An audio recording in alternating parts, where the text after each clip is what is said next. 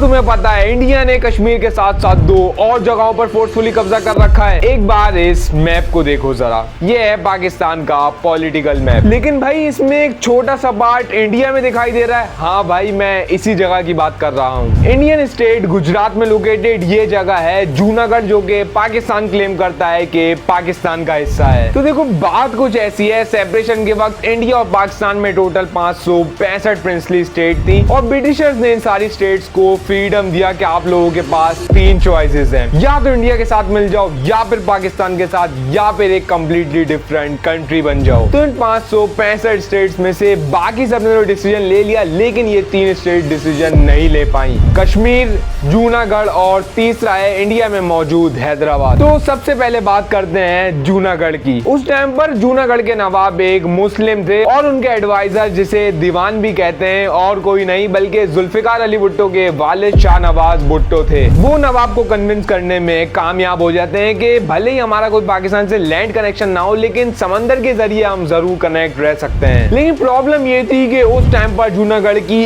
80% population Hindu थी। तो नवाब का ये डिसीजन ना तो अवाम को मंजूर था और ना ही इंडियन लीडर्स को। तो अक्टूबर 1947 में इंडिया जूनागढ़ को घेरना शुरू कर देता है। वहां के नवाब पाकिस्तान आ जाते हैं अपनी जान बचाने के लिए और इंडिया इस मौके को जाया किए बगैर जूनागढ़ पर फोर्सफुली कब्जा कर लेता है। बाद में जूनागढ़ में वोटिंग भी करवाई जाती है, लेकिन ऑब्वियसली हिंदू मेजॉरिटी होने की वजह से डिसीजन इंडिया के हक में ही आता है। और अब बात करें हैदराबाद की, तो उस टाइम पर यहाँ के नवाब भी एक मुस्लिम थे और वो डिसाइड करते हैं कि ना तो वो पाकिस्तान के साथ जाएंगे और ना ही इंडिया के साथ। लेकिन इंडिया को ये डिसीजन भी मंजूर नहीं था और वो अपनी आर्मी के दम पर इस जगह पर भी कब्जा कर लेते हैं और इनफैक्ट यहाँ तो कोई वोटिंग भी नहीं करवाई जाती। अब सवाल ये है कि पाकिस्तान आज भी जूनागढ़ को क्यों क्लेम करता है? इस सवाल का जवाब हमें कश्मीर में मिलता है। कश्मीर में मेजॉरिटी पॉपुलेशन मुस्लिम की थी, लेकिन वहाँ का रूलर हिंदू था। उसने इंडिया के साथ मिलने का फैसला किया, लेकिन वहाँ की आवाम से किसी ने कुछ नहीं पूछा। तो पाकिस्तान कहता है जब जूनागढ़ में वोटिंग हो सकती है तो